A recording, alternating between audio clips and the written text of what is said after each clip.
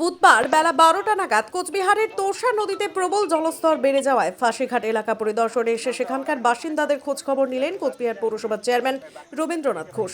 এদিন তিনি পরিদর্শনে এসে নদীর পার্শ্ববর্তী এলাকার বাসিন্দাদের পাশে থাকার আশ্বাস দিলেন। হ্যাঁ, এই নদীর জল একদিক দিয়ে বাড়ছে, পাশাপাশি এই যে ফাঁসির ঘাটে যে খেলার মাঠটা ধীরে ধীরে নদী গর্ভে বিলীন হয়ে যাচ্ছে।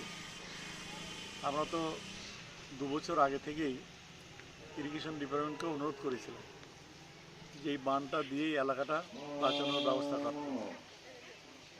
কেন যে এটা হয়নি, কেন এটা হচ্ছে না, এটা খোঁজখবর আবার নেব। এবং এখানে ফাঁসির ঘাটে যে পারাপার, নৌকা দিয়ে পারাপার, নদীর জল বাড়ার সাথে সাথে ঘাট বন্ধ হয়ে গেছে। পারাপার বন্ধ হওয়ার কারণে মানুষের অসুবিধা হচ্ছে এবং ওই পারের যে এলাকা আছে ওই এলাকার যারা মানুষজন তারা এদিকে পার হয়ে আসতে পারছে না। যে বাঁশের মাচাটা ছিল সেটাও ভেঙে নদী গর্ভে চলে গেছে, ভেসে চলে গেছে। তো এই সমস্ত অনেক সমস্যায় জর্জরিত হয়ে আছে এই সমস্ত এলাকাগুলো।